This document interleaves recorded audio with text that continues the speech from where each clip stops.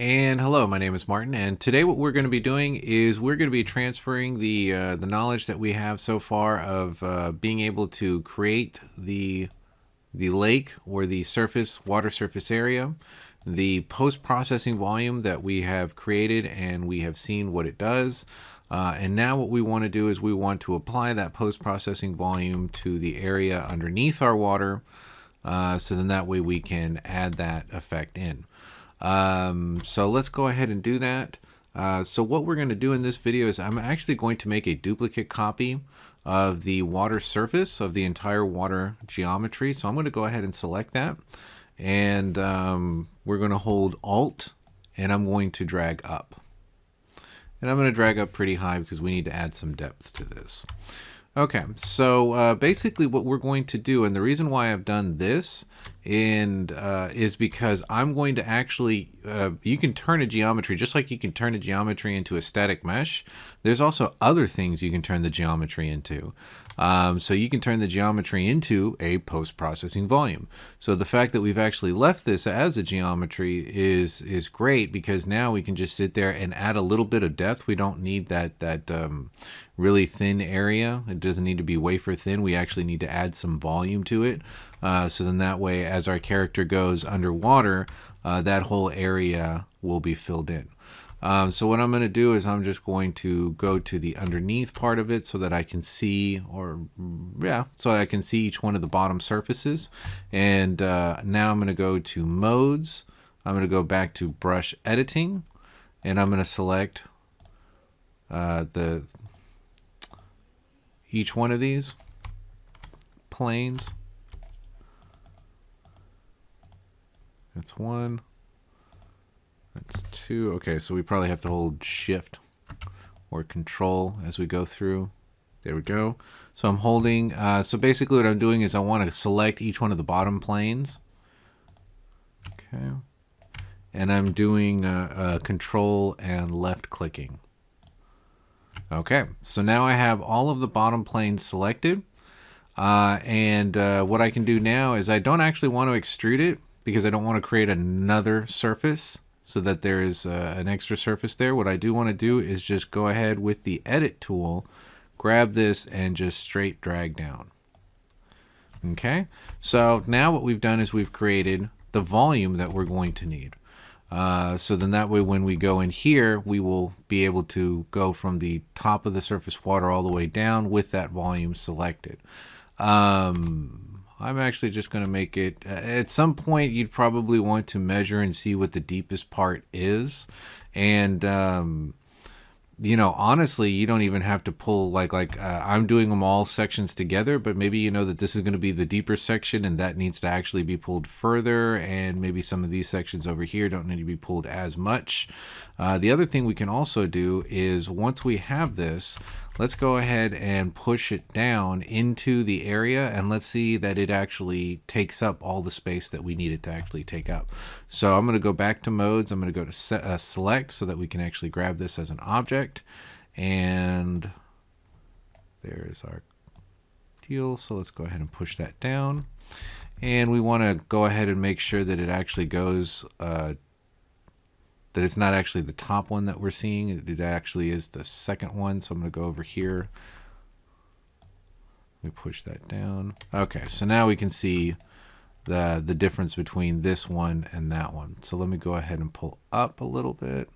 I'm going to line those up. And now what I want to do is just check and make sure that my depth does indeed cover the entire area that I need it to be in.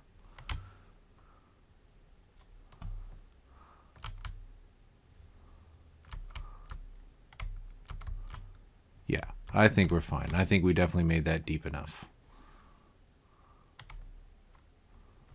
Okay, so now what we want to do is pretty much, since we have it lined up now, I'm not going to move it anymore. And the only reason I moved it in the first place was so then that way I could show you that they were indeed two separate things. But now that I have the larger of these two selected, what I want to do is go back to the details panel. And I am actually going to scroll all the way to the bottom, and there is a option down here called actor. And underneath underneath there you have what's called convert actor. And now one of the options that we have is post-processing volume. Where is it? There it is. Sorry. Post-processing volume. So we select it. It now converts that into a post-processing volume. Isn't that neat? So now that we have the post-processing volume, let's go and find an area where our character will actually be inside this volume. Let's say like over here. And let's go down into it. And right now, of course, all the settings are generic. They haven't, nothing's been done to it. So let's go back into our, so this is good. It'll be a little bit of a review of the previous one. So we'll go into white balance. We'll pop both of these on. We'll start making some changes to the blue. Okay. Going to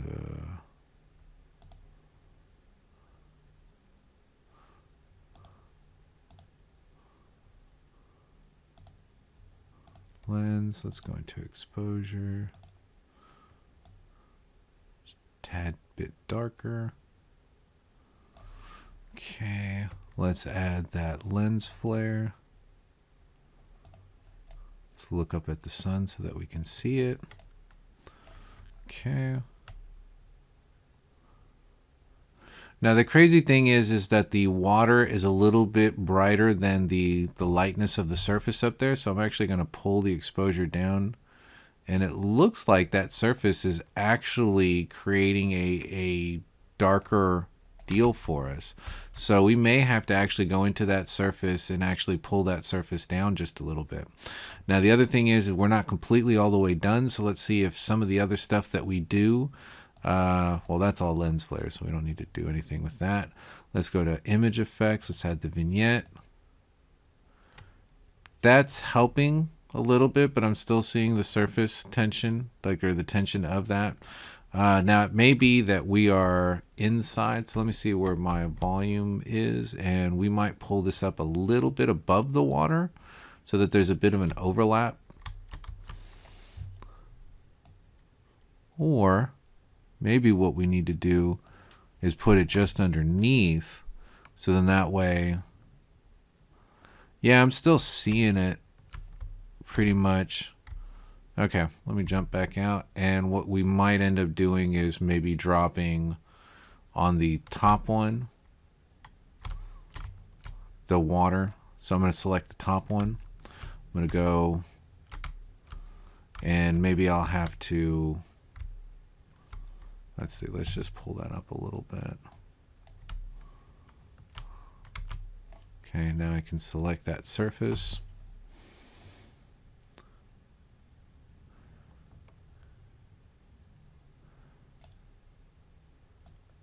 And we may just have to remove the material. Let's clear it. Ooh. That's not good. Let's add a glass, maybe.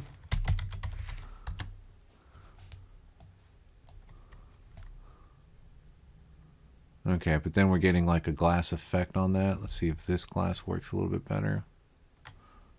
Oh, that's glass with rain. Great. So now it's going to look like it's raining. Maybe. Ooh, that's going to be expensive. So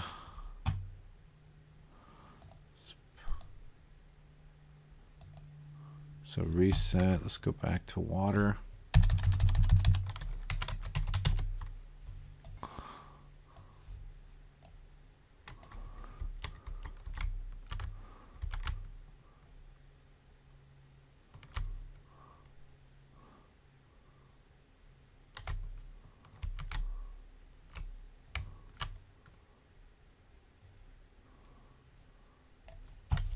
Okay, so I'm going to go back into the post-processing volume. Oh, the other thing too is that we haven't built the lighting yet. So maybe part of this is the fact that we have not built the lighting yet. So let's just, and lighting we're actually going to deal with in the next chapter. So we'll actually maybe come back to this. Let's just go back to post-processing. Okay. So is that the one I'm in? I believe, no, that's the one that's way down there. This is the one we're in. Okay, so let's just go ahead and finish with the settings, and then we'll worry about making them look pretty in the next tutorial when we start dealing with light. And okay, let's add the depth of field so we get that little blur. Nice. Maybe too much of a blur. Let's go to 25. Okay, let's try 30. It's a little bit better. Okay, so we now have, and I think it's because I brought that water layer up, so let's bring that water layer back down.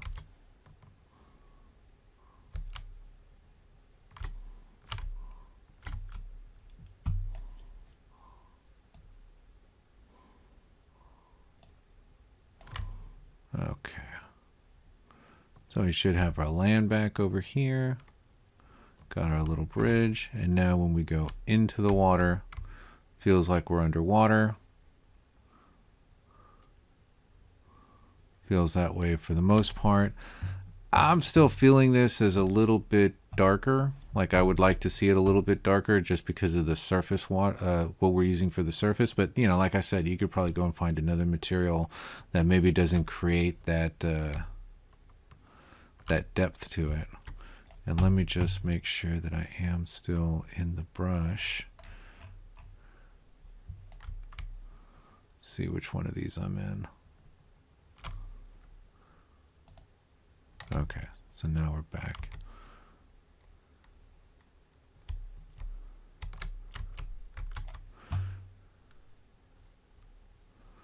Yeah, I think I'm going to go back into the exposure and even drop that down a bit further.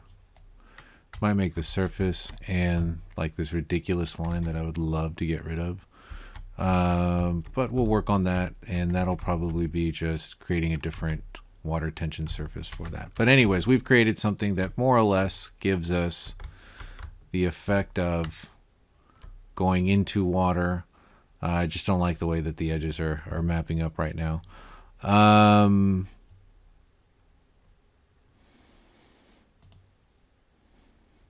Okay, very cool. So what we did was we used the geometry that we already had, the larger geometry of the water.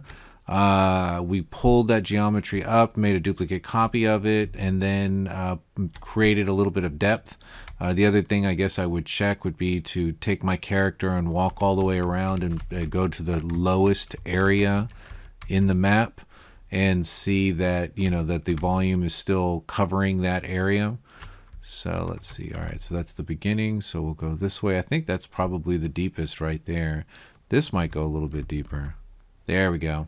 So see, the map's not covering that area right there. So we probably want to go back into our geometry or pull that area up in our landscape, right? I mean, there's no reason why that needs to be such a deep hole. And that's probably also a really bad place for a character to fall in. There'd probably be no way for them to get back up. So there'd probably be no reason for it to be that deep. And there we go. So we are having areas where it's not covering, and this is why you want to go back and check. So the two solutions for that would be to go back into the post-processing volume and bring it down, or I think that really the more reasonable thing to do would be to bring the ocean floor up to meet the post-processing volume so that you don't have quite as much of a down, and you don't have an area where the character could go down and then get stuck in that area. Okay. So for the most part, that's the underwater environment. The other things you could do to this, I mean, if we were to go back, let's say to content, and if I was to take the word water out, there is, let's say, underwater, you know, foliage and things that you could add to this. So there is, I think I have one called ocean. There it is, ocean floor. And if we go in there, we look at meshes, and, you know, we have like some coral or some algae.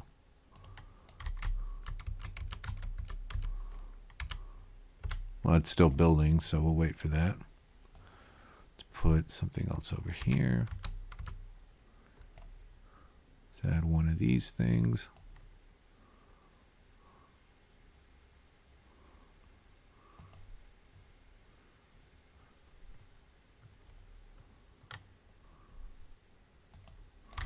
Okay, so I can go through and I can decorate this area. These are meshes. You could very easily put these into, let's say, the foliage tool, and take the foliage tool underwater and start decorating the underwater area. There are rocks, different types of plants, and this one actually has an eel. There is an eel that you can bring in. Now, the cool thing with the eel is, if you just bring in the mesh, that's going to look really weird. But if you have the eel selected and you scroll down into, and we'll be doing a lot of this later, the animation. Right now it says animation class. And use animation asset. Okay, so I'm going to bring in just the asset, the swimming asset. So there's the animation. So there's an eel attack, an eel swim, and an eel idle. So let's add the swim.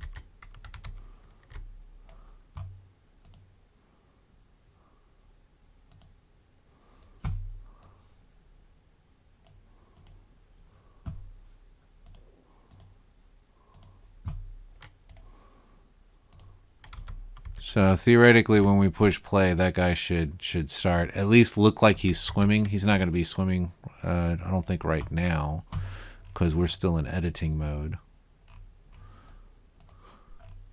But basically, you could do that. So that's what the, so if I go into ocean floor, there was a folder for animations. There's another one for meshes. Now there's a cool one for particle systems, because the particle systems in this one are actually fish.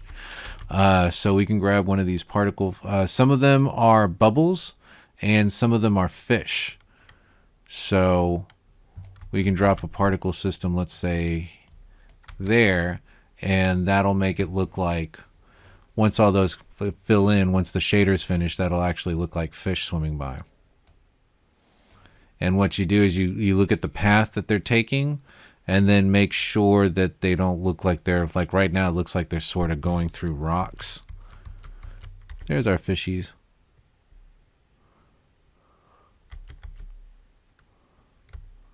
And there is a defined path that these things will go into. So at that point, what I would do is, maybe rotate it in such a direction that when the fish come out, they don't end up looking like they go through the rocks.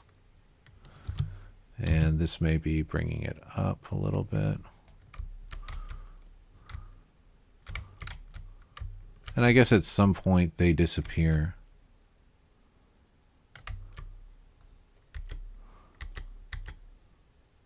There it goes. They disappeared there.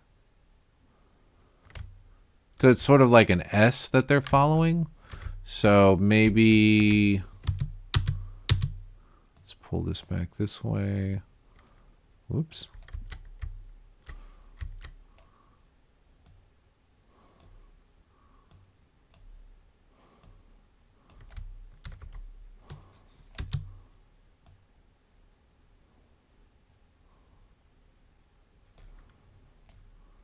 There we go. So more or less now they go all the way through here, and then at some point they disappear. So you can really dress up the bottom. The bottom fish area, if you have some nice packs that will give you things that look like little floating fishes. There's obviously the plants that were available in the ocean floor. There was an eel.